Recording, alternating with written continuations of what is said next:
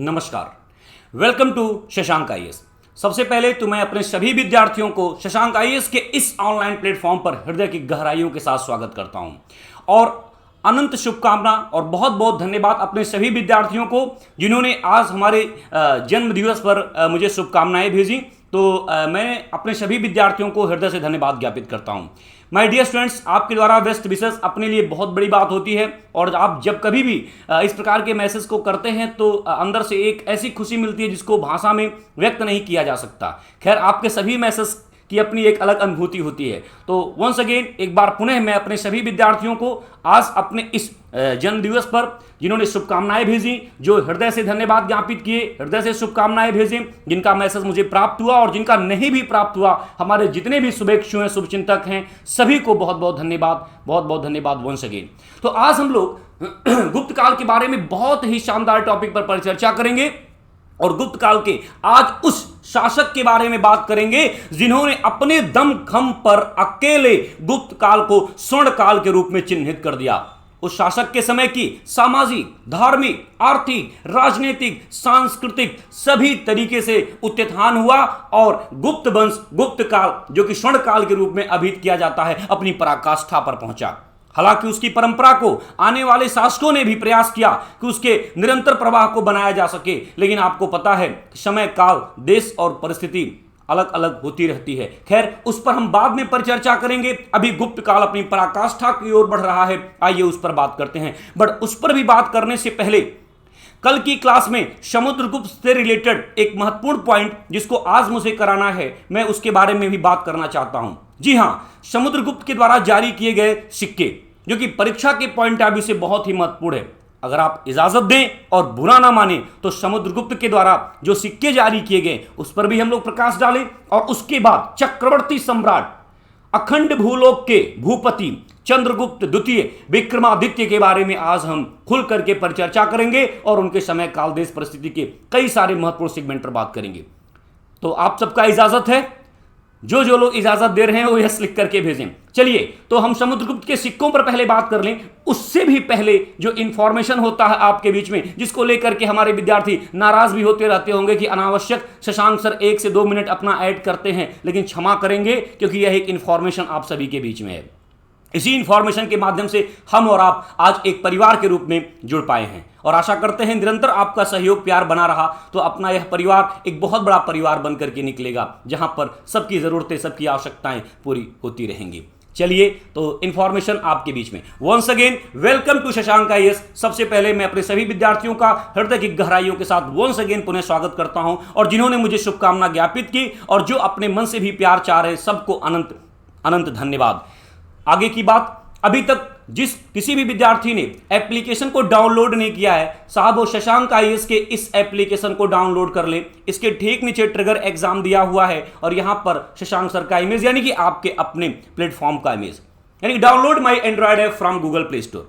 My dear students, एक बात और मैं कहना चाहूंगा, हमारे साथ बहुत सारे स्टूडेंट्स जुड़े हुए हैं, पुराने भी विद्यार्थी हैं और नए भी विद्यार्थी दिन प्रतिदिन जुड़ते जा रहे हैं। लेकिन मैं आप सभी से यही कहूंगा कि जो हमारे पुराने विद्यार्थी हैं और जो नए विद्यार्थी इस संस्था को ज्वाइन कर रहे हैं, जुड़ रहे हैं, वह निश्चित अपने दोस्तों को बताएं और एप्लीकेशन को अधिक से अधिक डाउनलोड करने का प्रयास करें और लोगों को कहें भी कि एप्लीकेशन को डाउनलोड करें, जिससे कि हम और आप उत्साहित हों और अधिक से अधिक लाभान्वित आप हो सकें और हम भी आपके साथ जुड़ करके लाभान्वित हो सकें।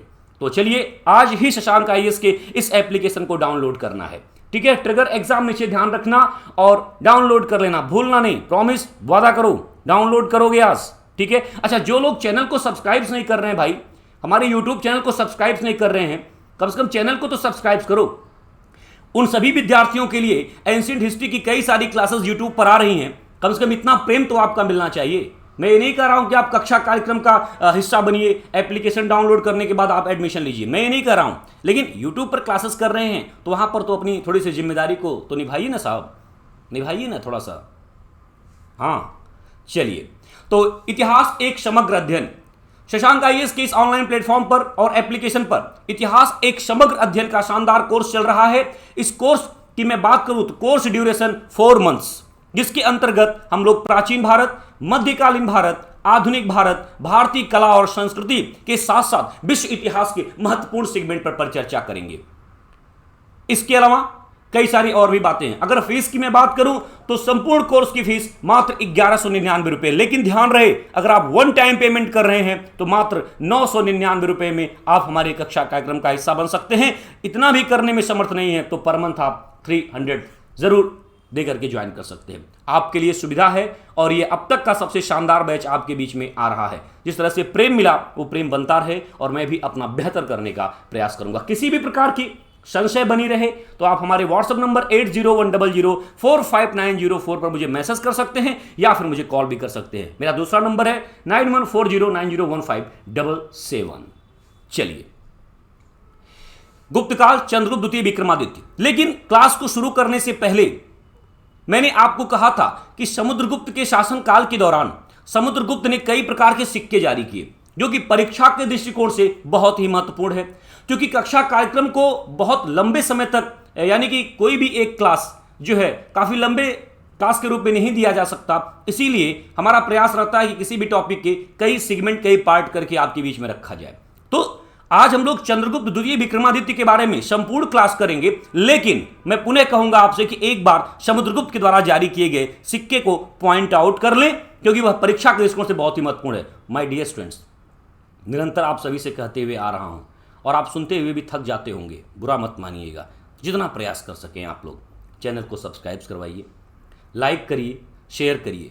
आपके द्वारा ही हम मजबूत हो सकते हैं, इस बात को आप गंभीरता से समझिए।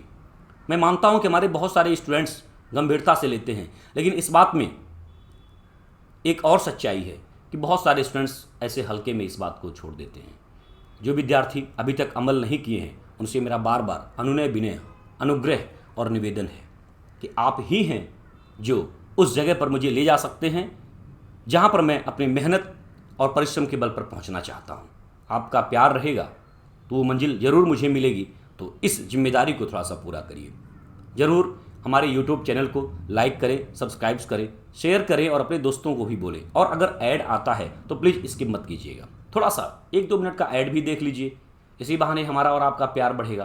तो चलिए, अभी हम लोग समुद्रगुप्त के उन सिक्कों पर बात करेंगे। उसके बाद चंद्रगुप्त द्वितीय विक्रमादित्य की कहानी आपके बीच में एक रोचक तरीके से तथ्यों के साथ साथ कॉन्सेप्ट के साथ समाहित करते हुए, जो वनडे एग्जाम से लेकर के यूपीएससी एग्जाम के कॉन्सेप्ट तक आपके बीच में मैं क्लियर करूंगा। तो चलिए अपनी क्लास को हम लोग प्रारंभ करें और आगे बढ़ाएं। सबसे पहले तो यहां पर लिखा हुआ है चंद्रगुप्त द्वितीय विक्रमादित्य, बट मैं फिर कहूंगा कि सबसे पहले मैं समुद्रगुप्त के सिक्कों पर बात करूंगा, उसके बाद उसके पुत्र चक्रवर्ती सम्राट चंद्रगुप्त द्वितीय विक्रमादित्य के बारे में बात करूंगा। इंतजार करिए, घबराना नहीं, और पूरी क्लास तक आपको बने रहना है।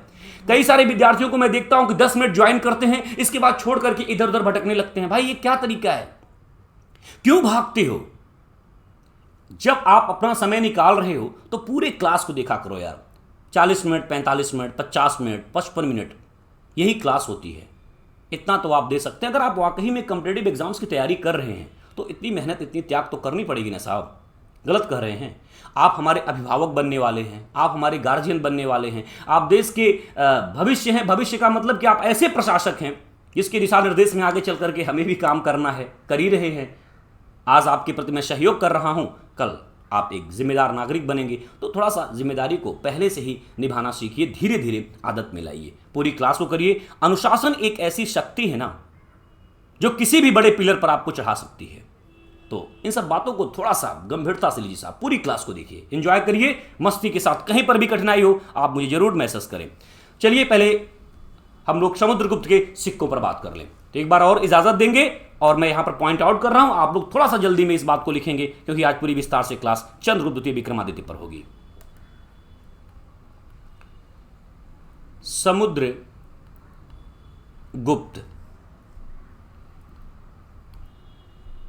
समुद्रगुप्त के द्वारा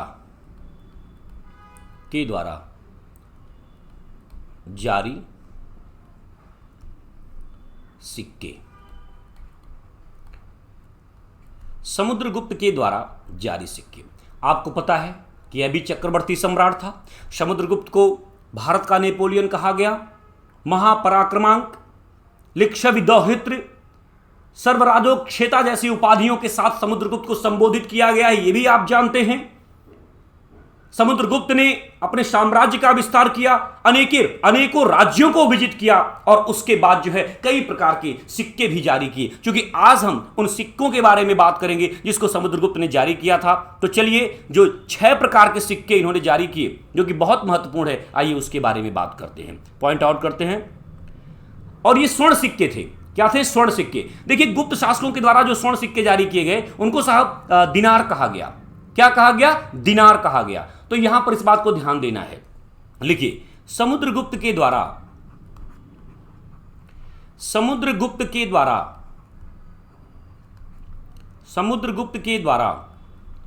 जारी किए गए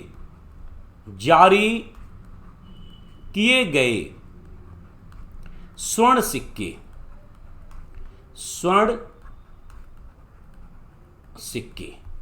ठीक है। तो ये कितने प्रकार के स्वर्ण सिक्के थे भाई?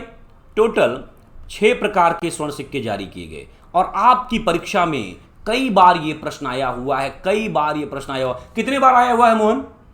कई बार ये प्रश्न आया हुआ है। कितने बार? कई बार। इसलिए बार बार मैं इस बात को कह रहा हूं कि कई बार ये प्रश्न आया हुआ है कि समुद्रगुप्त के द्वारा जारी किए गए स्वर्ण सिक्के, तो 6 प्रकार के स्वर्ण सिक्के थे। उनमें से एक प्रकार पर हम यहां पर संक्षिप्त में पर चर्चा करेंगे। देखिए, नंबर 1 लिखिएगा, गरुड़ प्रकार। अच्छा, ये जो सिक्के होते हैं ना, इनके 2 भाग होते हैं विशेष करके। एक तो मुख भाग होता है और एक पृष्ठ भाग होता है। एक मुख भाग होता है और एक पृष्ठ भाग होता है। मुख यानी कि सामने वाला और उसके ठीक पीछे वाला भाग पृष्ठ भाग। ठीक है, तो मुख भाग और पृष्ठ भाग, ये सिक्कों के 2 पहलू आप देख सकते हैं। ठीक है, तो गरुड़ प्रकार के सिक्के, स्वर्ण सिक्के समुद्रगुप्त ने जारी किए। इनमें प्रश्न बनता है कि मुख भाग पर क्या अंकित है और उसके पृष्ठ भाग पर क्या अंकित है। तो इसको भी पॉइंट आउट कर लें। कहा जाता है कि इसके मुख भाग पर राजा की आकृति गरुड़ ध्वज, ठीक है, मुख भाग पर राजा की आकृति है, इसके साथ गरुड़ ध्वज है, गरुड़ ध्वज। ठीक है, तथा पृष्ठ भाग पर क्या लिखा हुआ है? पृष्ठ भाग पर पराक्रमांक अंकित है, पराक्रमांक अंकित है। साथ साथ में आप पॉइंट आउट करते हुए चलेंगे। ठीक है, और कहा जाता है कि इस प्रकार के सिक्कों का जो प्रचलन हुआ, इस प्रकार के सिक्के जो जारी किए गए जब समुद्रगुप्त ने नागवंशी राजाओं पर विजय प्राप्त की, तो इस प्रकार के सिक्के जारी किए। तो यहां पर लिख देते हैं, नागवंशी राजाओं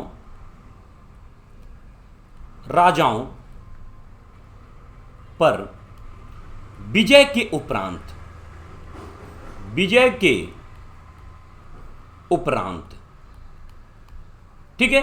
तो जो गरुड़ प्रकार के सिक्के हैं, स्वर्ण सिक्के थे, इसके मुख भाग पर राजा की आकृति बनी हुई है, यानी कि समुद्रगुप्त की आकृति बनी हुई है, और साथ ही साथ गरुड़ ध्वज भी है। गरुड़ ध्वज का मतलब आप समझ रहे ना कि ये सब के सब भागवत धर्म को मानने वाले थे। किस धर्म को मानने वाले थे भाई? भागवत धर्म को, यानी कि वैष्णव धर्म को, हिंदू धर्म को। ठीक है, और इसके पृष्ठ भाग पर पराक्रमांक, ठीक है, परम प्रतापी महाराज सम्राट समुद्रगुप्त। ठीक है, तो इस तरह से आप देखेंगे। और ये सिक्के कब जारी किए गए? तो नागवंशी राजाओं पर विजय के उपरांत सम्राट समुद्रगुप्त ने गरुड़ प्रकार के सिक्के जारी किए। दूसरे प्रकार के सिक्कों में आइए हम बात कर लेते हैं। दूसरा क्या है भाई? दूसरा है धनुर्धारी प्रकार। पॉइंट आउट करिए, धनुर्धारी प्रकार। नाम से ही आप समझ गए होंगे। धनुर्धारी प्रकार में भी वही कहानी। ठीक है, कहा जाता है इसके मुख भाग पर धनुष बाण लिए हुए, ठीक है, धनुष बाण लिए हुए सम्राट समुद्रगुप्त खड़ा है। तो मुख भाग पर धनुष बाण लिए हुए, धनुष बाण के साथ सम्राट समुद्रगुप्त। और पृष्ठ भाग पर साहब, पृष्ठ भाग पर उसकी उपाधि अंकित है। समुद्रगुप्त ने एक और उपाधि धारण की थी। क्या था वह था अप्रतिरथ उपाधि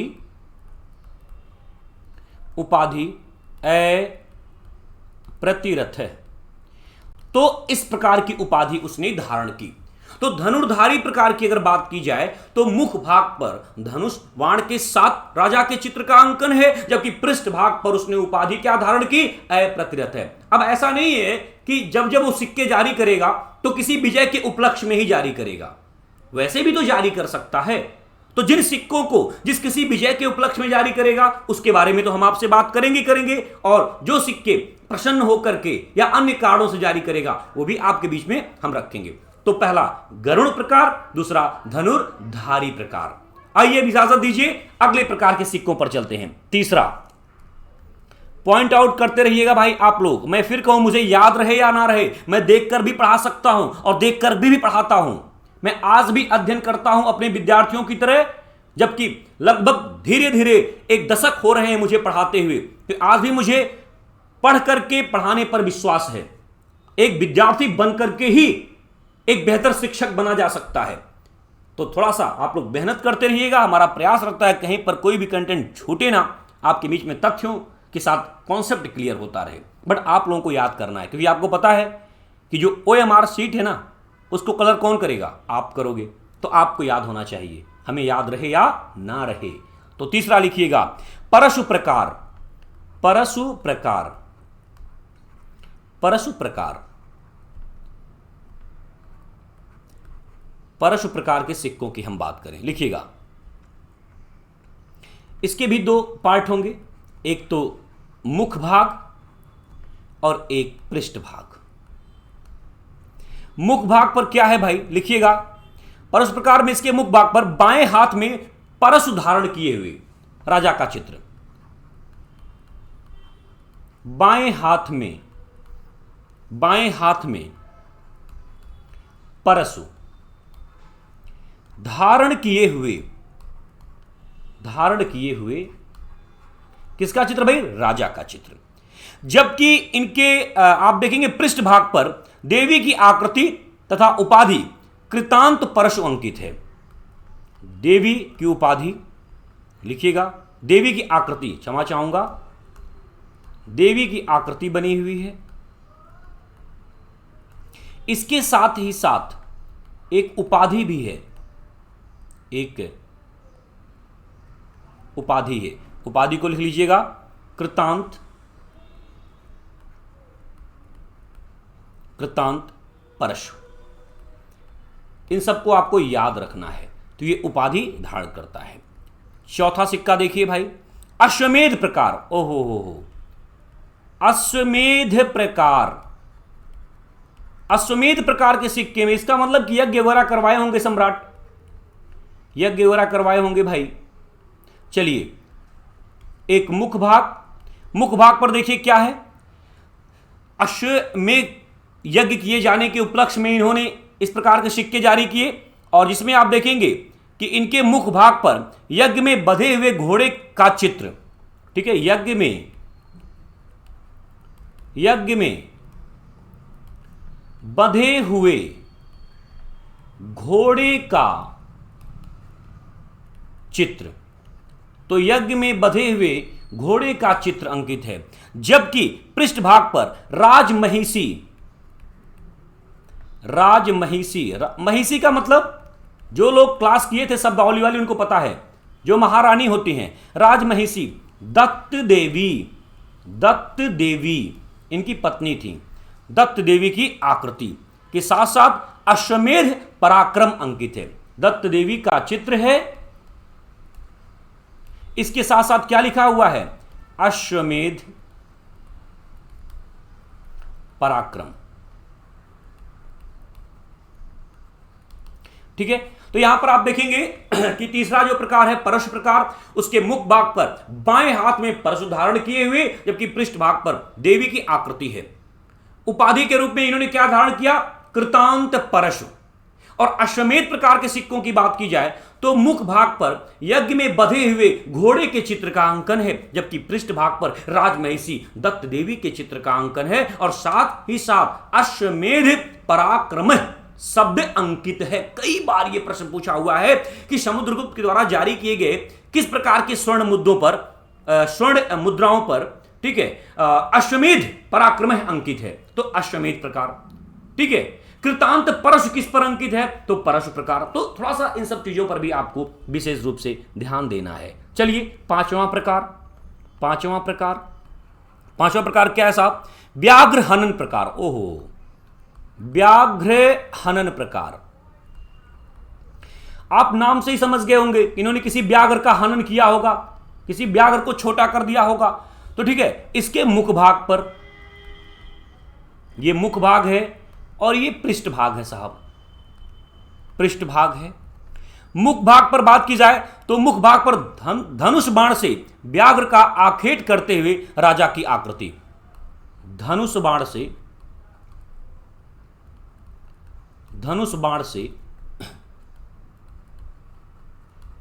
व्याघ्र का आखेट करते हुए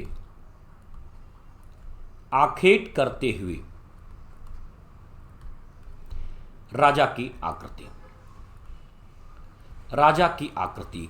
इसके साथ साथ और भी कुछ अंकित है भाई। क्या अंकित है, एक उपाधि व्याघ्र पराक्रमांक, उपाधि भी अंकित है मुख भाग पर। उपाधि क्या है भाई, व्याघ्र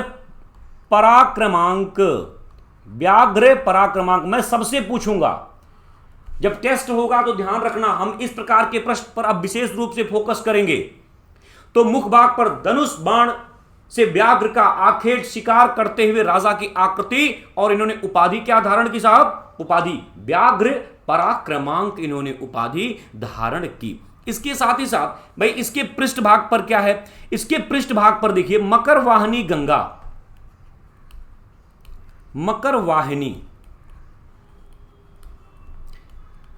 मकरवाहिनी गंगा, ठीक है, की आकृति के साथ साथ राजा समुद्रगुप्त उत्कीर्ण है। मकरवाहिनी गंगा की आकृति के साथ साथ राजा समुद्रगुप्त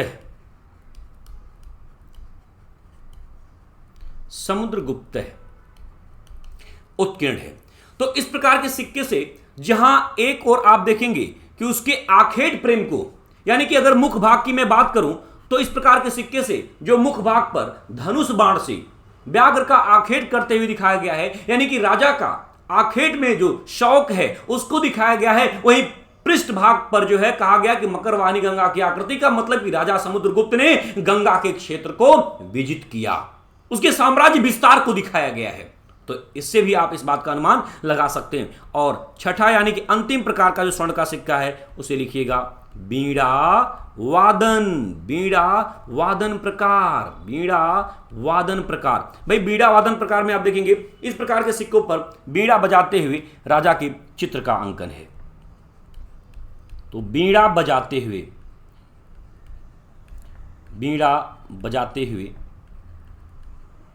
राजा के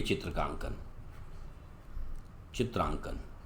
तो यहां पर आप देखेंगे, अब हर किसी में आप मुख भाग और पृष्ठ भाग को मत तलाशिए। जिसमें मुख भाग पृष्ठ भाग है उसको मुख भाग पृष्ठ भाग में बता दिया, और जिसमें जो महत्वपूर्ण चीजें अंकित हैं वही मैं आपको बता रहा हूं। तो यहां पर आप देखेंगे कि 6 प्रकार के सिक्के हैं जिससे आपको कई प्रकार की जानकारी प्राप्त होती है। एक बार दोबारा से मैं आपके बीच में उन बातों को रख दूं, ठीक है। तो समुद्रगुप्त के द्वारा जारी किए गए स्वर्ण सिक्के जो कि 6 प्रकार के हैं, इसमें से पहला गरुड़ प्रकार, ठीक है, जिसके मुख भाग पर राजा की आकृति, इसके साथ साथ गरुड़ ध्वज का चित्र अंकित है, और पृष्ठ भाग पर पराक्रमांक, ठीक है। नागवंशी राजाओं पर विजय के उपरांत में ऐसा इन्होंने जारी किया। धनुर्धारी प्रकार की बात करें तो मुख भाग पर धनुष बाण के साथ राजा के चित्र का अंकन, और पृष्ठ भाग पर उपाधि क्या है, अप्रतिरथ। परश प्रकार के सिक्कों की बात करें तो बाएं हाथ में परश धारण किए हुए मुख भाग पर, जबकि पृष्ठ भाग में आप देखेंगे देवी की आकृति के साथ साथ कृतांत परशों की उपाधि। अश्वमेध पराक्रम में इन्होंने कौन सी उपाधि धारण की, अश्वमेध पराक्रम है, और इसमें मुख भाग पर यज्ञ में बधे हुए घोड़े का चित्र और राजमहिषी दत्त देवी के चित्र का अंकन है, जिस पर अश्वमेध पराक्रम लिखा हुआ है। भाई 5वें में व्याघ्र हनन में धनुष बाण से व्याघ्र का आखेट करते हुए राजा समुद्रगुप्त की आकृति, उपाधि व्याघ्र पराक्रमांक, और पृष्ठ भाग पर मकरवाहिनी गंगा की आकृति के साथ साथ राजा समुद्रगुप्त अंकित है। वहीं पर वीणा वादन प्रकार की हम बात करें तो वीणा बजाते हुए राजा के चित्र का अंकन। तो इस प्रकार से समुद्रगुप्त के महत्वपूर्ण घटनाओं उनके जीवन में जो हुए उस पर हम और आप विचार किए। इसके अलावा विस्तार से और भी हम बात करेंगे जब गुप्त काल को एक तरीके से धार देंगे, फिनिश करेंगे, तब वहां पर हम बात करेंगे। चलिए अब समुद्रगुप्त के पुत्रों की बात कर लें। देखिए समुद्रगुप्त के अगर हम पुत्र की बात करें तो बड़ा मुश्किल है कि कितने पुत्र थे कहना, लेकिन कहा जाता है कि समुद्रगुप्त के भाई कई रानियां होती हैं राजाओं की, तो परिणाम के रूप में कई सारे पुत्र पुत्री का जन्म होगा। उनमें से जो सबसे पराक्रमी पुत्र है उसका नाम है चंद्रगुप्त द्वितीय, जो कि विक्रमादित्य की उपाधि धारण करता है। तो चंद्रगुप्त द्वितीय विक्रमादित्य। लेकिन इसके अलावा चंद्रगुप्त के एक और बड़े भाई के नाम का उल्लेख है जिसको रामगुप्त के नाम से जानते हैं। हम रामगुप्त की ऐतिहासिकता पर बात करेंगे और चंद्रगुप्त द्वितीय विक्रमादित्य के बारे में भी विस्तार से बात करेंगे। आज की क्लास थोड़ी सी तुलनात्मक रूप से लंबी क्लास होगी, इसका अवधि पिछले क्लास की तुलना में ज्यादा हो सकता है, इसीलिए आप सभी लोग क्लास के अंत तक बने रहिएगा। एक बार मैं फिर कह रहा हूं कि जो बेवकूफ क्लास को बीच में छोड़ करके बिना कारण यानी कि अकारण जाते हैं ना, उनका जीवन भर पतन सुनिश्चित है। और आज मैं आपको बता दूं लिख करके, आज इस बात को आप नहीं समझ पा रहे हैं, आज आप अपने समय की कदर नहीं कर रहे हैं। हो सकता है कि आप 21, 22, 23 की उम्र के हों और आपको लगता है कि मैं 24, 25, 26 में अधिकारी बन जाऊंगा, तो आज नहीं कल मैं पढ़ लूंगा। कभी नहीं हो सकता, कल कभी आता ही नहीं है। ध्यान रखना, सदैव आज ही आता है और आज ही रहता है। आज जिसने मेहनत कर ली ना, उसी की विजय है। और कल करते करते कब तुम अपने अवधि को पार कर जाओगे, कब तुम्हारा अटेम्प्ट खत्म होगा, कब तुम जिम्मेदारियों में आ जाओगे, ये तुम्हें कभी पता नहीं चलेगा। इसीलिए आज ही तय करिए, आज ही आप अपना भविष्य तय करें और मेहनत करें। ये थोड़ी ना मैं कहता हूं कि आप शशांक आईएएस के प्लेटफॉर्म पर जुड़ो, भाई किसी के साथ भी जुड़ो ना। बहुत सारे एजुकेटर हैं, बहुत मेहनत कर रहे हैं, लेकिन आप लोग शायद तलाश में ही पड़े हुए हैं। गाना सुना जिंदगी की तलाश में, कहां से कहां आ गए, तो वही वाली बात है। जुड़ जाइए, समय बीतने के बाद कुछ नहीं होने वाला होता है। तो समय बीत पुलिका पछताने, ठीक है, का वर्षा जब किसी सुखाने, कई सारी बातें हैं। तो इस चीज को ध्यान रखना। तो अब आप लोग मेहनत करेंगे, तो मेहनत करेंगे बेहतर होगा। चलिए बात अगले शासक चंद्रगुप्त द्वितीय। अब हम विक्रमादित्य की बात करेंगे जिसका इतिहास में अपना एक अलग मुकाम है। लिखिए सुंदर अक्षरों में चंद्रगुप्त द्वितीय विक्रमादित्य। लेकिन उनके एक बड़े भाई भी थे, उनके बारे में हम आपसे कहिए तो बात कर लें। चलिए पहले यहां पर मैं लिखता हूं समुद्रगुप्त के पुत्र, समुद्रगुप्त के पुत्र। देखिए समुद्रगुप्त के कितने पुत्र हुए, फिर भी इस बात को लेकर के बड़ी कठिनाई है, लेकिन बड़े पुत्र के रूप में रामगुप्त के नाम का उल्लेख है, रामगुप्त। और उनसे छोटा जो पुत्र है उसका नाम है चंद्रगुप्त द्वितीय। अभी मैं विक्रमादित्य नहीं कहूंगा, बाद में। कहा जाता है, थोड़ी सी कहानी आप सुन लीजिए, फिर उसके बाद हम आगे बात करेंगे। अच्छा, रामगुप्त के बारे में जानकारी का स्रोत क्या है, पहले उसको पॉइंट आउट कर ले हम लोग, तब इस कहानी को मैं आगे बढ़ाऊं। जानकारी का स्रोत, बहुत मजेदार कहानी मैं आपके बीच में कहने जा रहा हूं, बस थोड़ा सा आप ध्यान रखिए और इत्मीनान से सुनिएगा। जानकारी के स्रोत की अगर मैं बात करूं रामगुप्त के बारे में, तो यहां पर पॉइंट आउट करिए, विशाखा दत्तकृत, विशाखा दत्तकृत देवी चंद्रगुप्तम, एक रचना है देवी चंद्रगुप्तम, नाटक है, ठीक है, देवी चंद्रगुप्तम, जो विशाखा दत्त की रचना है, उससे हमें जानकारी रामगुप्त के बारे में प्राप्त होती है। दूसरा सोर्स जो है बाण भट्ट के हर्षचरित से भी, बाण के हर्षचरित जो कि हर्षवर्धन के समय में रहेंगे। इसके अलावा राजशेखर की काव्य मीमांसा, राजशेखर की काव्य मीमांसा, काव्य मीमांसा। इसके अलावा अमोघ वर्ष के संजान ताम्रपत्र, राष्ट्रकूट शासक है अमोघ वर्ष, राष्ट्रकूट शासक है। बहुत सुंदर कहानी मैं आपको बताऊंगा अभी। अमोघ वर्ष के संजन या संजान ताम्रपत्र, इससे भी कहा जाता है कि इनके बारे में जानकारी प्राप्त होती है। इसके अलावा गोविंद चतुर्थ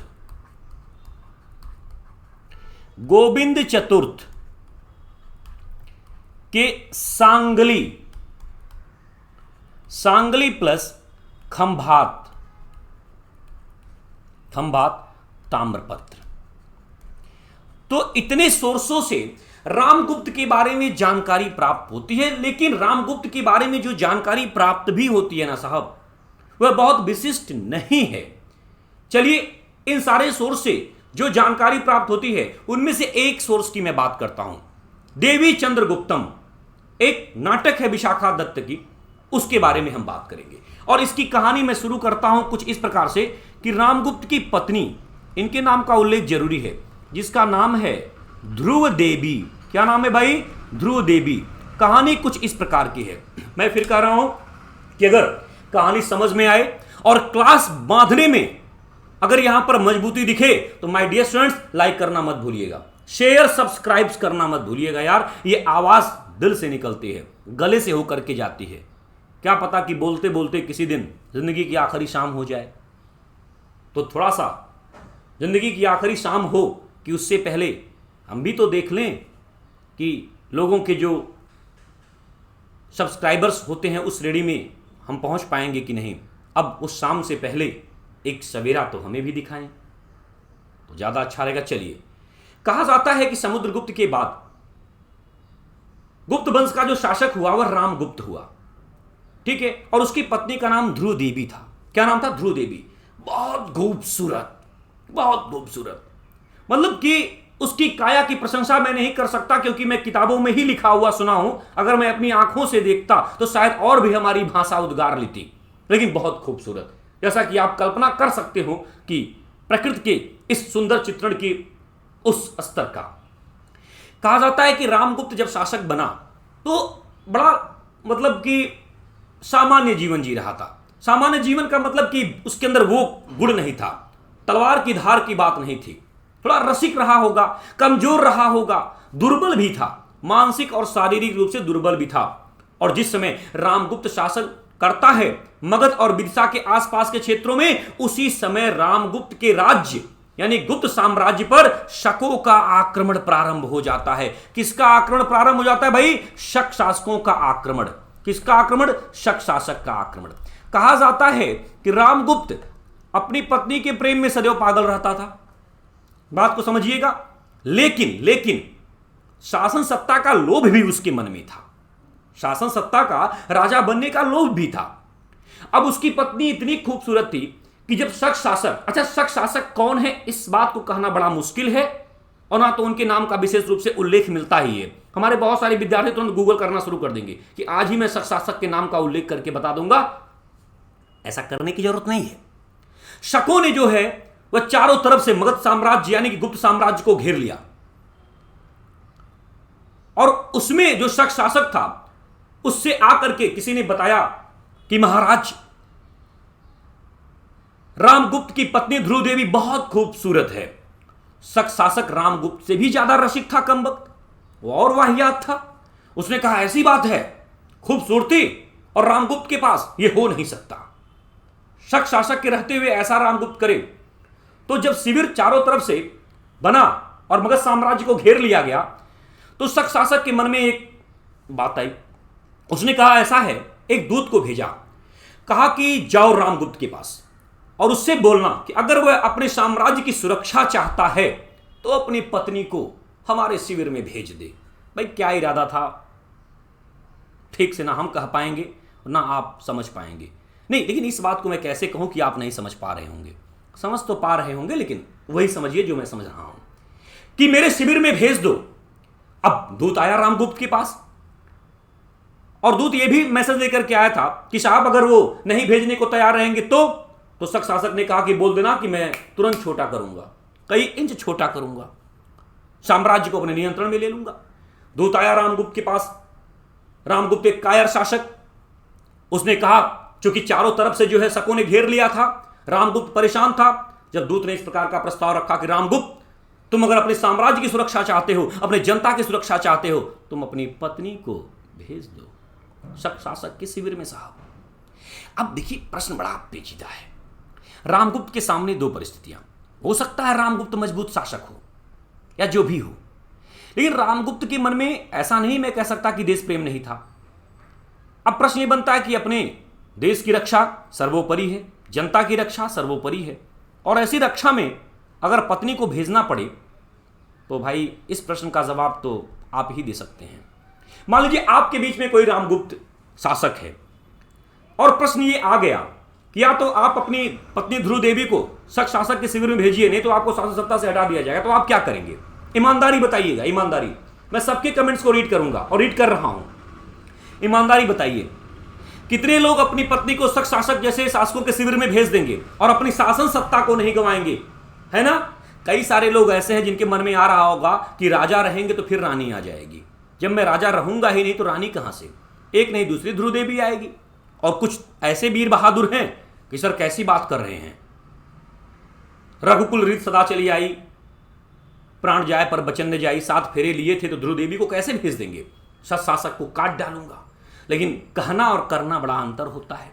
अब देखिए रामगुप्त क्या करेगा। अच्छा, ये प्रश्न में अब हमारी जो विद्यार्थी महिला छात्रा हैं उनसे भी मैं यही कहता हूं कि अगर ऐसी स्थिति आए कि आप राजमहिषी हैं और पता चले कि किसी दूसरे राज्य की महिषी आपसे कहे कि अपने पति को हमारे शिविर में भेज दो, नहीं तो आपको भी छोटा करेंगे और राज्य को भी छोटा करेंगे, तो आप क्या करिएगा?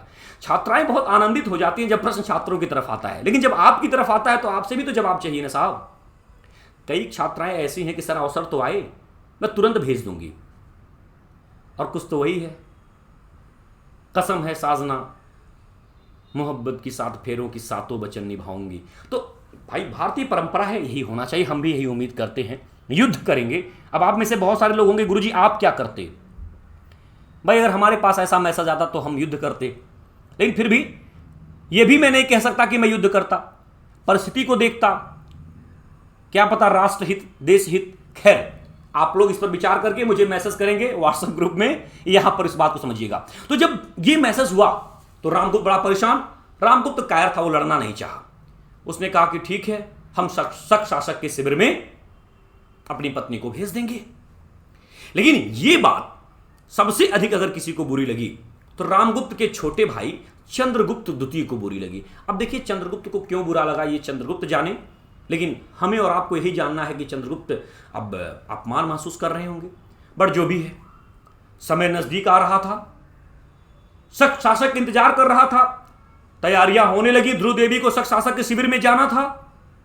शाम का समय, कहा जाता है कि ध्रुव देवी और चंद्रगुप्त द्वितीय दोनों आपस में मिलकर के बात करते हैं। रामगुप्त की कायरता, उसकी घिनौनी हरकत पर उसे घृणा करने लगते हैं। चंद्रगुप्त द्वितीय ने कहा ध्रुव देवी से कि आप परेशान मत होइए, शक शासक के भेष में जो है ध्रुव देवी के भेष में, यानी कि आपके भेष में मैं जाऊंगा। समय धीरे धीरे ढल रहा था, सूर्यास्त हो चुका था, अंधेरा कायम हो रहा था। ध्रुव देवी के भेष में चंद्रगुप्त द्वितीय उस परिधान में जाता है शक शासक के शिविर में। कहा जाता है शक शासक आनंदित हो गया और ध्रुव देवी समझ करके वह जो है चंद्रगुप्त द्वितीय को ध्रुव देवी समझ करके अपने आगोश में लेना चाहा, अपने भुजाओं में लेना चाहा। कहा जाता है जैसे ही वह इस प्रकार की प्रक्रिया करता है, चंद्रगुप्त द्वितीय वहीं पर शक शासक को छोटा कर देता है, यानी कि उसकी हत्या कर दी। और इस हत्या के बाद शकों को पराजित किया और कहा जाता है कि ध्रुव देवी खुश हो गई और खुश होकर के खुश हो गई, यानी कि चंद्रगुप्त द्वितीय को अपना पति स्वीकार कर ले। अब रामगुप्त का क्या हुआ? भाई रामगुप्त के बारे में कहा जाता है कि ध्रुव देवी और चंद्रगुप्त द्वितीय के द्वारा इनकी हत्या करा दी गई, लेकिन इस बात को ठीक ठीक कहना बड़ा मुश्किल होगा। बट जो भी है, इस कायर शासक का अंत हुआ और चंद्रगुप्त द्वितीय ने जो है शकों को पराजित करके अपने राज्य को सुरक्षित किया और ध्रुव देवी को अपना पत्नी स्वीकार किया। अब इसके बाद शासक बनेगा चंद्रगुप्त द्वितीय विक्रमादित्य। चलिए, जानकारी का स्रोत यहां पर हमने बताया सब कुछ। अब हम लोग आगे बढ़ते हैं और चलते हैं चंद्रगुप्त द्वितीय के साथ। कहानी अगर समझ में आई हो, भाषा सरल और सहज हो तो बेटा पहुंचाओ ना यार। ये 10 लोग लाइक आते हैं, 20 लोग लाइव आते हैं, वॉचिंग करते हैं 25 लोग, मतलब कितना गंदा लगता होगा यार। शायद आप हमारी इस व्यस्त शेड्यूल को नहीं समझ पाएंगे, लेकिन फिर भी आपका प्रेम और आपके प्रति, और लगातार इस बार मैंने शपथ कहा था कि अपने इस कार्य में मुझे रुकना नहीं है, आगे बढ़ना है, तो कम से कम यार वॉचिंग तो बेहतर होना चाहिए। जितने विद्यार्थी क्लास देख रहे हैं ना, अगर अपने एक एक ग्रुप में शेयर कर दें तो भी संख्या बढ़ सकती है। तो थोड़ा सा बीच में 1 सेकंड हट जाइए, ऐसा थोड़ी कुछ पढ़ा देंगे, हट जाइए ना साहब। देवतागण प्लीज शेयर करें, और जो देवी हैं, या देवी सर्वभूतेषु शक्ति रूपेण संस्था नमस्तस्यै नमस्तस्यै नमस्तस्यै नमो नमः, तो प्लीज आप लोग भी शेयर करें। चलिए आगे चंद्रगुप्त द्वितीय के बारे में बात करते हैं। चंद्रगुप्त द्वितीय, चंद्रगुप्त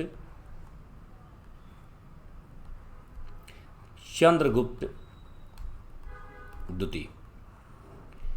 चंद्रगुप्त द्वितीय का पहले आप लोग शासनकाल लिख लीजिए। शासनकाल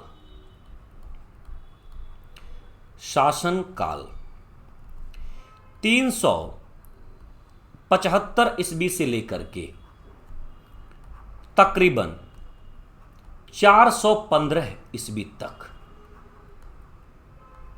शासनकाल रहा। कितने वर्ष भाई? 25 10 35 5 40 वर्ष। क्या बात है, 40 वर्ष तक शासन किया। ठीक है, गलत तो नहीं है। तो 40 वर्षों तक शासन करता रहा चंद्रगुप्त द्वितीय। अब चंद्रगुप्त द्वितीय के बारे में कई सारी बातें कि उससे पहले इनके और भी कौन कौन से नाम थे, अन्य नाम। अन्य नामों में भाई किस किस नाम से बुलाया जाता था, लिख लीजिएगा। देवराज, ये कई बार परीक्षा में पूछा गया है कि देवराज किसे कहा गया, तो चंद्रगुप्त द्वितीय को देवगुप्त, देवगुप्त भी इन्हें कहा गया। ठीक है, इसके बाद इनकी उपाधि की अगर मैं बात करूं तो इनकी उपाधि देखिए, अन्य नाम और उपाधि में कोई अंतर नहीं है, फिर भी अलग से लिख लीजिए। विक्रमांक, विक्रमांक, विक्रमादित्य। देखिए विक्रमादित्य एक उपाधि होती है, इसका मतलब होता है विजेता, बहुत बड़ा विजेता। ठीक है, और इनके काल की वजह से ही गुप्त काल को स्वर्ण युग के नाम से जाना जाता है। स्वर्ण युग, स्वर्ण युग। ठीक है, और चंद्रगुप्त द्वितीय की माता का क्या नाम था भाई? इनकी माता का क्या नाम था? जाहिर सी बात इनकी माता वही होंगी जो समुद्रगुप्त की पत्नी होंगी, दत्त देवी। अच्छा, एक हमारे विद्यार्थी, उनका बड़ा अच्छा प्रश्न रहा कि सर ये संस्थापक और वास्तविक संस्थापक में क्या अंतर है।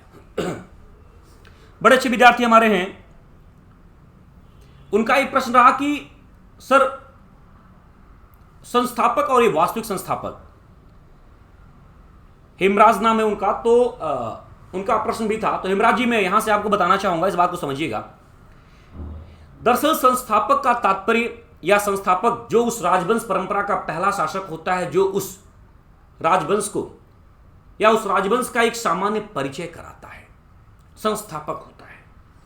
लेकिन वास्तविक संस्थापक उसे कहा जाता है जो उस राजवंश को, उस साम्राज्य को या उस साम्राज्य की सामाजिक, धार्मिक, ठीक है, सांस्कृतिक, इन सभी चीजों को पराकाष्ठा पर पहुंचाए। पहली बात, पहली बात। दूसरी बात, इसके अलावा वास्तविक संस्थापक के अन्य कई और भी गुण होते हैं। एक बहुत बड़ा विजेता हो। तो यहां पर अगर हम गुप्तों की बात करें तो गुप्त वंश का संस्थापक श्री गुप्त को माना जाता है, लेकिन वास्तविक संस्थापक चंद्रगुप्त प्रथम को माना जाता है। बेटा द्वितीय तो आगे चलकर की हुआ ना, प्रथम को। एक सीधी सी बात हम आपको बताते हैं, आप ऐसे समझिएगा। 1526 ईस्वी में पानीपत का युद्ध हुआ। 1526 के इस पानीपत के मैदान में दिल्ली सल्तनत के अंतिम सुल्तान इब्राहिम लोदी का मुकाबला ट्रांसआक्सियाना के फरगना के उस रणबांकुर शासक से हुआ जिसको इतिहास में जहीरुद्दीन मोहम्मद बाबर के नाम से जाना जाता है। मैं इसलिए उसको रणबांकुर कह रहा हूं कि एक बहुत ही कुशल सेनापति था। भले आक्रांता हो, लेकिन गुणों से भी सम्मान देना चाहिए। जहीरुद्दीन मोहम्मद बाबर के द्वारा दिल्ली सल्तनत के अंतिम सुल्तान इब्राहिम लोदी की पराजय हो जाती है और 1526 में दिल्ली पर अधिकार कर लेने के बाद जहीरुद्दीन मोहम्मद बाबर ने मुगल राजवंश की स्थापना की। बाबर को बहुत अधिक समय तक भारत में शासन करना नहीं लिखा था। 26, 27, 28, 29, 30, 1530 ईस्वी में बाबर की मृत्यु हो गई।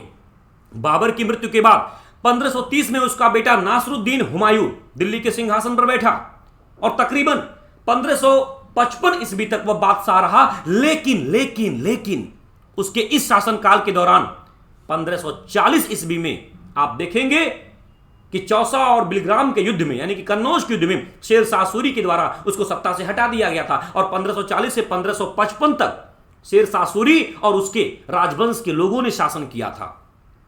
हुमायूं इन सालों में करीब 15 वर्षों तक दर बदर ठोकरें खाता रहा और 1555 के बाद जब सरहिंद और मच्छीवाड़ा के युद्ध को जीत करके वह पुनः दिल्ली का बादशाह बनता है तो दिल्ली में आप देखेंगे दीन पनाह जो कि पुस्तकालय हुआ करता था उसकी सीढ़ियों से फिसलता है और फिसल गया। इतिहासकार लेन पुल महोदय का स्टेटमेंट है कि हुमायूं जीवन भर लड़खड़ाता रहा, लड़खड़ाते लड़खड़ा गया, यानी कि मृत्यु को प्राप्त हो गया। हुमायूं की मृत्यु के बाद 1556 ईस्वी में 13 वर्ष की अवस्था में पंजाब के गुरदासपुर के कलानौर में जलालुद्दीन मोहम्मद अकबर बादशाह बनता है। तो हुमायूं का जो शासनकाल रहा वो भी ऐसे वैसे ही निकला। जब अकबर शासक बनता है और 1556 ईस्वी से 1605 ईस्वी तक वह बादशाह रहता है तो अपने बादशाहत के दौरान उसने सामाजिक, धार्मिक, आर्थिक, राजनीतिक, सांस्कृतिक सभी प्रकार के उत्थान में अग्रसर भूमिका निभाई। इसीलिए आप यहां पर देखेंगे कि अकबर को मुगल राजवंश का वास्तविक संस्थापक कर दिया जाता है, रियल फाउंडर, जबकि आप देखेंगे बाबर जो है संस्थापक। ठीक उसी तरीके से गुप्त राजवंश में श्री गुप्त संस्थापक और चंद्रगुप्त प्रथम वास्तविक संस्थापक के रूप में जाना जाएगा। लेकिन चंद्रगुप्त द्वितीय विक्रमादित्य वह उससे कहीं आगे बढ़ करके है, तो खैर आप इस प्रश्न को जो आपका था वह आपके बीच में पहुंचा और आप आई होप कि संतुष्ट होंगे। खैर हम चंद्रगुप्त द्वितीय की बात कर रहे हैं जिसने अपने काल को स्वर्ण काल बना दिया। तो चलिए यहां पर हम बात करते हैं चंद्रगुप्त द्वितीय, जिसको इतिहास में देवराज देवगुप्त विक्रमादित्य के नाम से जाना जाता है और तकरीबन 40 वर्षों के इतिहास में वो अपनी पराकाष्ठा पर पहुंचाएगा अपने राजवंश, अपने परिवार को। इसकी माता दत्त देवी थी। कहानी अब हम लोग चंद्रगुप्त द्वितीय की बात करते हैं। देखिए चंद्रगुप्त द्वितीय जब शासक बनता है तो एक और बात हम आपको बताएं, ये बहुत ही दूर दृष्टिकोण का था। इसने किया क्या, अपने साम्राज्य को सुरक्षित करने के लिए वैवाहिक संबंध स्थापित किए। जैसे अकबर ने वैवाहिक संबंध स्थापित करके राजपूतों से कहीं न कहीं अपने आप को सुरक्षित किया, अपने साम्राज्य का विस्तार किया, वैसे चंद्रगुप्त द्वितीय जो था ना उसने भी वैवाहिक संबंध स्थापित करके अपने रिश्ते को मधुर किया। अब वैवाहिक संबंध का मतलब ये थोड़ी ना कि हर जगह अपना ही विवाह करेगा। अरे कहीं पर अपना विवाह करेगा, कहीं पर अपनी पुत्री का विवाह करेगा, कहीं पर किसी के पुत्री का अपने पुत्र से विवाह करेगा। तो ये सब वैवाहिक संबंध है। तो वैवाहिक संबंध के माध्यम से इसने अपने राज्य को मजबूत किया, क्योंकि वैवाहिक संबंध के बाद आप रिश्तेदार हो जाते हैं और जब रिश्तेदार हो जाएंगे तो कहीं न कहीं पहले की तुलना में संबंध तो मधुर होंगे ना साहब। किसी न किसी का ससुराल होगा, चाहे आपका हो चाहे उनका हो। तो भाव समझ में आ रहा है? जिनके जिनके शादी विवाह हुए हैं देखो उनको कैसे समझ में आ रहा है कि ससुराल का अपना क्या माहौल होता है। जिनके नहीं हुए हैं उनको भी समझ में आएगा। बस पहले पढ़ाई कर लीजिए, उत्तम कोटि का ससुराल मिलेगा। आशीर्वाद है आप सभी को। चलिए, कई लोग तो सोचते हैं गुरुजी सुप्रीम कोर्ट आदेश दे दे तो कई ससुराल बना ले। भाई इसके लिए हम नहीं कह पाएंगे, बाकी आपकी क्षमता है, अगर आप झेल पाएं तो ठीक है, लेकिन एक जीवन सुखी परम सुखी। चलिए, चंद्रगुप्त द्वितीय के वैवाहिक संबंध। वैवाहिक संबंध देखिए, वैवाहिक संबंध में दो बातें। पहला, चंद्रगुप्त ने नाग कन्या, अब नाग का मतलब ये नाग नहीं, नागवंशी कन्या, नाग कन्या कुबेर नागा से विवाह किया। किससे? कुबेर नागा से विवाह। अब जाहिर सी बात है भाई, विवाह करोगे तो परिणाम भी तो होगा। तो परिणाम के रूप में एक पुत्री का जन्म हुआ जिसका नाम क्या था? प्रभावती गुप्ता। प्रभावती गुप्ता। तो चंद्रगुप्त ने नाग कन्या कुबेर नागा से विवाह किया। चंद्रगुप्त ने ध्रुव देवी से भी विवाह किया था, जल्दबाजी नहीं है। अब उनसे परिणाम के रूप में कौन हुआ सबकी जानकारी हम नहीं रखेंगे, लेकिन जिनका परिणाम आपके सामने है उसको देखिए कि चंद्रगुप्त ने नाग कन्या कुबेर नागा से विवाह किया और पुत्री के रूप में प्रभावती गुप्ता का जन्म हुआ। प्रभावती भी धीरे धीरे उस अवस्था को प्राप्त कर गई जिस अवस्था में विवाह होता है। तो इसने क्या किया, प्रभावती का विवाह, प्रभावती का विवाह किससे किया भाई, प्रभावती का विवाह कर दिया वाकाटक नरेश, ठीक है, रुद्रसेन द्वितीय से। वाकाटक नरेश, रुद्रसेन, ध्यान रखिएगा, रुद्रसेन द्वितीय से, तृतीय नहीं, रुद्रसेन द्वितीय से। तो इस तरह से इनका नागों से अच्छा संबंध रहा और इसके बाद वाकाटकों से भी अच्छा संबंध रहा। इसके अलावा और भी कई महत्वपूर्ण बात है। कहा जाता है कि चंद्रगुप्त के पुत्र के रूप में कौन जन्मा था भाई, चंद्रगुप्त का पुत्र कौन था, पुत्र कुमारगुप्त प्रथम। कुमारगुप्त को भी शिफ्ट कर दिया। कुमारगुप्त को कहां पर शिफ्ट किया, सुनिए, कुमारगुप्त का विवाह जो है इसने काकुत्स्यवर्मन की पुत्री से हुआ, ठीक है, किससे हुआ, काकुत्स्यवर्मन की पुत्री से। कुमारगुप्त प्रथम का विवाह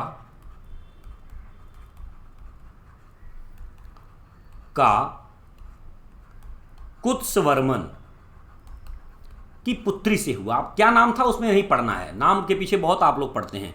इसकी जानकारी कहां से होती है भाई कि कुमारगुप्त प्रथम का विवाह काकुत्स्यवर्मन की पुत्री से हुआ, तो लिखिए, याद कर लेंगे ज्यादा अच्छा है, तालगुंड अभिलेख। तो तालगुंड अभिलेख से जो है ये जानकारी प्राप्त होती है कि कुमारगुप्त का विवाह जो है वह काकुत्स्यवर्मन की पुत्री से हुआ। कहने का मतलब है कि चंद्रगुप्त द्वितीय विक्रमादित्य ने वैवाहिक संबंध स्थापित करके कहीं कहीं अपने आप को मजबूत किया और मजबूती को प्राप्त किया। इसके बाद और भी कई सारी महत्वपूर्ण बातें हैं जिस पर हम लोग आगे चर्चा करेंगे। चलिए इनके विजय के बारे में हम बात कर लें। विजय, चंद्रगुप्त द्वितीय ने विजय कौन कौन सी की, तो आइए विजय के बारे में उल्लेख कर लेते हैं। देखिए वैसे बहुत अधिक युद्ध तो नहीं थे, लेकिन कहा जाता है कि इनकी विजय जो थी इसके जानकारी के स्रोत क्या हैं। जानकारी के स्रोत मतलब कहां से हमें इनके विजयों के बारे में जानकारी प्राप्त होती है। तो देखिए अगर आप जो जाएंगे दिल्ली तो मेहरौली लौह स्तंभ, मेहरौली लौह स्तंभ पर आप देखेंगे इनकी विजय के बारे में जानकारी उत्कीर्ण है। कहा जाता है इस मेहरौली लौह स्तंभ पर राजा चंद्र के नाम का उल्लेख है, और कहा जाता है कि जो चंद्र हैं इनकी समाचिंता चंद्रगुप्त द्वितीय विक्रमादित्य के साथ की गई। और यहीं पर आप देखेंगे जिन बातों का उल्लेख है उसमें दो प्रमुख विजय बहुत महत्वपूर्ण है, ठीक है।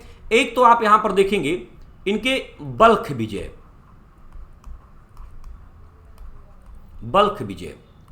ठीक है, यानी कि काबुल वगैरह विशेष करके आप समझ सकते हैं, सिंधु क्षेत्र के पार, सिंधु के पार। और दूसरा जो है बंग विजय यानी कि बंगाल। तो कहा जाता है कि मेहरौली जो लौह स्तंभ है इसके बारे में पहले कहा जाता था कि इसको जो है देवताओं के द्वारा स्वर्ग से और धरती में स्थापित किया गया, और इतना पुराना स्तंभ होने के बावजूद भी आज तक इस पर जंग नहीं लगा।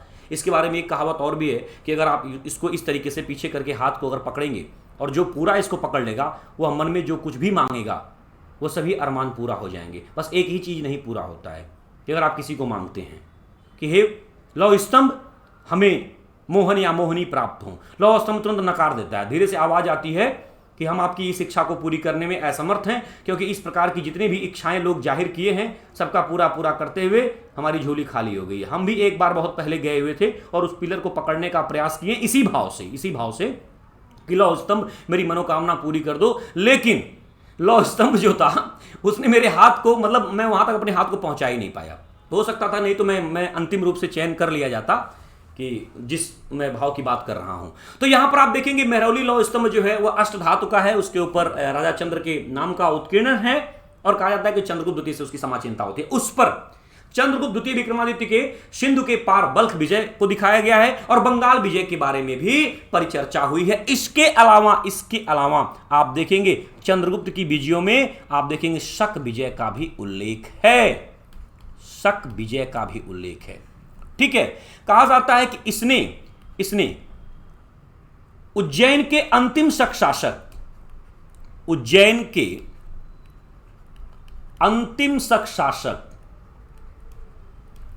उज्जैन के अंतिम शक शासक रुद्र सिंह तृतीय, ध्यान रखिएगा रुद्र सिंह द्वितीय यह इनके दामाद थे और ये रुद्र सिंह तृतीय ये दूसरे हैं। रुद्र सिंह तृतीय को पराजित किया, को क्या किया भाई? पराजित किया यानी कि छोटा कर दिया। और उसके बाद जो है इसने क्या किया? पराजित करने के बाद, ठीक है, व्याघ्र शैली के चांदी के सिक्के चलाए, व्याघ्र शैली के चांदी के सिक्के चलाए, चांदी के सिक्के चलाए और उपाधि भी धारण की। कौन सी उपाधि? कौन बताएगा? विक्रमादित्य, यानी कि आफ्टर विक्ट्री ओवर शक चंद्रगुप्त द्वितीय टू टेक टाइटल विक्रमादित्य, शकों पर विजय प्राप्त करने के बाद, सिंधु के पार विजय प्राप्त करने के बाद, बंगाल विजय के बाद चंद्रगुप्त द्वितीय जो है विक्रमादित्य की उपाधि धारण करता है कि मैं विक्रमादित्य चंद्रगुप्त द्वितीय। और कहा जाता है कि इस उपाधि को धारण करने के बाद दो राजधानी मगध की हो जाती है। राजधानी दो हो जाती है। कौन कौन सी राजधानी भाई मगध की? मगध की राजधानी के रूप में आप यहां पर देखेंगे, एक तो पाटलिपुत्र तो है ही और दूसरी उज्जैन, यानी कि दो राजधानी यहां पर आपको देखने को मिलेगी। तो चंद्रगुप्त द्वितीय विक्रमादित्य के विजयों की हम बात करें तो ये महत्वपूर्ण है और यहां से कई बार प्रश्न आपकी परीक्षा में आता है। अब इनके दरबार में कई ऐसे व्यक्तित्व के लोग थे जिनको इतिहास आज भी याद करता है, जिनको नवरत्न के रूप में जाना जाता है। तो इनके दरबार में कौन कौन से नवरत्न हैं उनके बारे में हम पढ़ेंगे, लेकिन उन्होंने किस साहित्य की रचना की उसको यहां नहीं पढ़ेंगे, क्योंकि उसको गुप्तकालीन साहित्य में हमारी अपनी एक अलग क्लास होगी, अलग एक टॉपिक है, उस पर हम बात करेंगे, या फिर कला और संस्कृति के अंतर्गत जब हम साहित्य पर परिचर्चा करेंगे तब वहां पर हम बात करेंगे। यहां पर सिर्फ नवरत्नों के नाम का उल्लेख करेंगे। और दूसरी सबसे बड़ी बात है कि समुद्रगुप्त के शासनकाल के दौरान, चंद्रगुप्त द्वितीय के शासनकाल के दौरान एक चीनी यात्री भी आया था।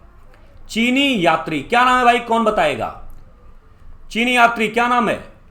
फाहियान। इसकी रचना क्या है? फोको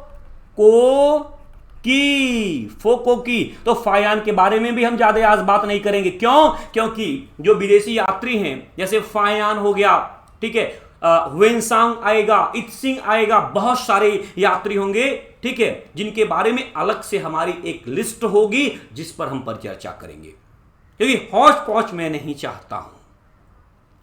तो फाहियान इन्हीं के समय में आया था। और फाहियान की अगर हम लोग बात करें तो आप देखेंगे 399 से तकरीबन 400, यहां मैं लिख देता हूं ताकि दिखे आपको, 399 से लेकर के 414 ईस्वी तक इनके दरबार में या रहा। तो इसी समयों में फाहियान रहा, बट फाहियान के बारे में ज्यादा पर चर्चा नहीं करेंगे, अलग से करेंगे, बट यहां पर ध्यान दीजिए। चलिए हम इनके नवरत्नों के बारे में बात कर लें। नवरत्न जो इनके दरबार की शोभा बढ़ाते थे, किसको किसको नवरत्न के बारे में जानकारी है भाई? नवरत्न ठंडा ठंडा कुल वाली कहानी नहीं है, ठीक है। चलिए एक एक करके नाम लिख लीजिए, ज्यादा अच्छा है, सुंदर सजा करके आप लिख लीजिएगा। नंबर 1 लिखिए कालिदास। कालिदास की तो अपनी एक अलग कहानी है भाई, मैं जल्दबाजी नहीं करना चाहता हूं, इत्मीनान से क्लास लेना चाहता हूं। कालिदास के बाद धनवंतरी, इसके बाद बराहमिहिर, इसके बाद अमर सिंह, इसके बाद छपड़क, इसके बाद शंकु, इसके बाद बेताल भट्ट, इसके बाद घट कर्पण या घट करपर।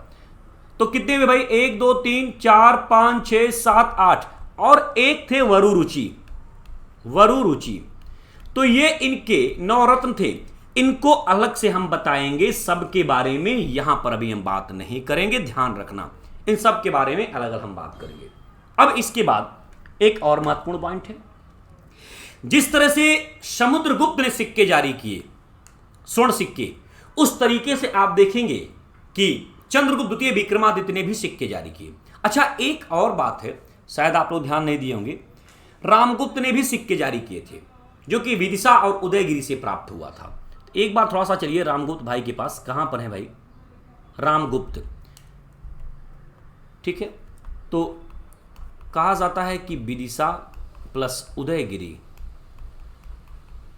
यहां से इनके सिक्के प्राप्त हुए हैं, लेकिन कैसे थे इसके बारे में जानकारी नहीं है। तो खैर हम लोग बात करें चंद्रगुप्त द्वितीय के बारे में, तो चंद्रगुप्त द्वितीय ने भी सिक्के जारी किए जैसे समुद्रगुप्त ने जारी किया था। तो समुद्रगुप्त के सिक्कों से जिस प्रकार से प्रश्न आता है, उसी प्रकार से चंद्रगुप्त द्वितीय विक्रमादित्य के सिक्कों से भी प्रश्न आपकी परीक्षा में बनता है। तो आइए उस हिट पॉइंट को चलते हैं। चंद्रगुप्त द्वितीय विक्रमादित्य के सिक्के लिखिए।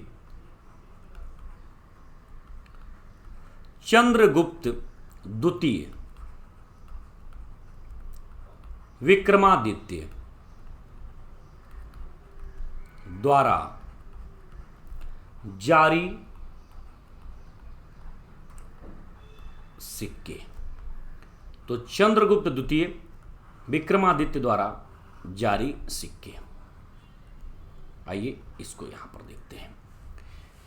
ठीक है, कई प्रकार के सिक्के जारी किए और यहां पर इनके 5 स्वर्ण प्रकार के सिक्कों का उल्लेख मिलता है विशेष रूप से। ठीक है, तो नंबर 1 लिखिएगा। नंबर 1 आप लिखिए धनुर्धारी। धनुर्धारी प्रकार। ठीक है, तो धनुर्धारी प्रकार के सिक्कों की अगर हम बात करें तो सेम वही कहानी, एक होगा मुख भाग और एक होगा पृष्ठ भाग। अच्छा, ऐसा नहीं है कि सब में मुख भाग और पृष्ठ भाग पर हम चर्चा करेंगे, जो इंपॉर्टेंट है वो। तो जो धनुर्धारी प्रकार के सिक्के हैं, कहा जाता है कि सबसे अधिक संख्या में यही प्राप्त हुए हैं, सबसे अधिक संख्या में प्राप्त। चलिए, धनुर्धारी प्रकार के सिक्कों के मुख भाग पर क्या लिखा हुआ है? तो यहां पर लिखा क्या है कि धनुष बाण लिए हुए राजा की मूर्ति प्लस गरुण ध्वज। समुद्रगुप्त में भी आपने यही देखा था और इसमें भी आप यही देखेंगे कि धनुष बाण लिए हुए,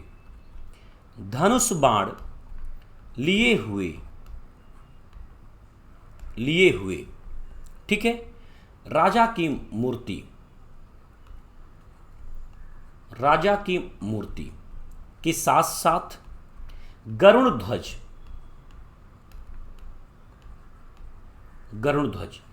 का चित्र अंकित है। जबकि इसके पृष्ठ भाग पर अगर आप देखेंगे तो बैठी हुई लक्ष्मी के साथ श्री विक्रम लिखा हुआ है।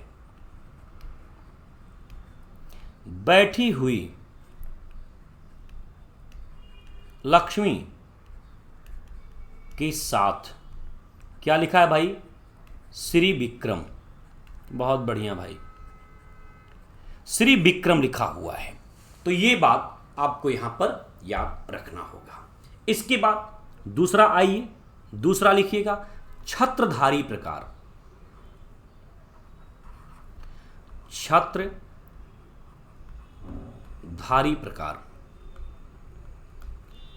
छत्रधारी प्रकार, यहां पर भी वही कहानी, मुख भाग और पृष्ठ भाग। माय डियर स्टूडेंट्स, अगर क्लास बेहतर लग रही हो तो जरूर शेयर करना यार। इतनी कम वॉचिंग देख करके ना थोड़ी सी दुख तो होता ही है। तो थोड़ा सा प्लीज इसको आप गंभीरता से लेंगे और गंभीरता से आप इस बात को समझेंगे। उम्मीद करें कि क्लास में ही आप शेयर करेंगे और क्लास के बाद भी शेयर करेंगे। ठीक, मुख भाग। इसके मुख भाग पर क्या लिखा हुआ भाई? इसके मुख भाग पर आप देखेंगे आहुति डालता हुआ राजा, यानी कि यज्ञ करते हुए आहुति डालता हुआ राजा। पॉइंट लिखिएगा, आहुति आहुति डालता हुआ राजा। इसके साथ साथ, ठीक है, बाएं हाथ में तलवार लिए हैं, बाएं हाथ में तलवार लिए हैं और पीछे एक बौना छत्र लिए खड़ा है, प्लस पीछे एक बौना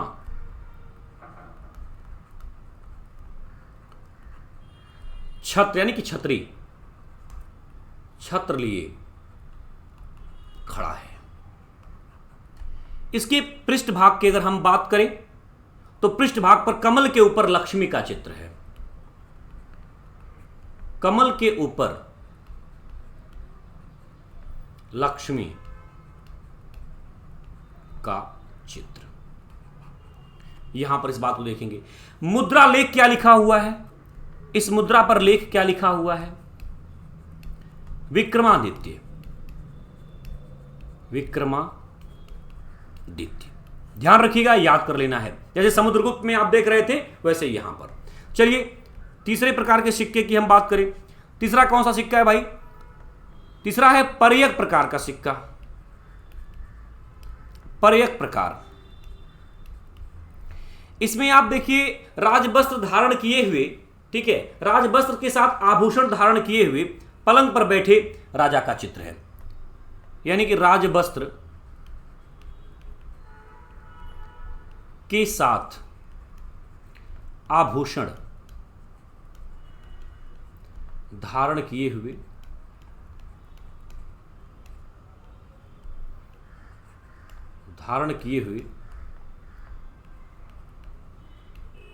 राजा का, धारण किए हुए पलंग पर राजा का चित्र। किस पर बैठे हैं भाई? बैठने का आसन क्या है? पलंग। तो बैठा किस पे है राजा? पलंग पर बैठा हुआ है। इसके बाद चौथा कौन सा है भाई? सिंहहंता प्रकार,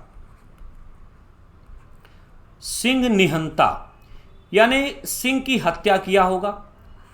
तो यहां पर आप थोड़ा सा देखिएगा, सिंह निहंता प्रकार का सिक्का। इस सिक्के पर सिंह को धनुष बाण प्लस कृपाण से मारते हुए, मुख भाग पर ही, इसके पृष्ठ भाग की चर्चा नहीं की गई है, मुख पर सिंह को धनुष बाण के साथ कृपाण से मारते हुए,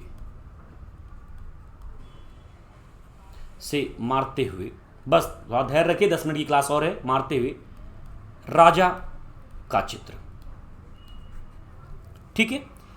और राजा का यह सिक्का गुजरात और काठियावाड़ से प्राप्त हुआ। कहा जाता है कि शकों पर विजय को दिखाता है। कहां से प्राप्त हुआ?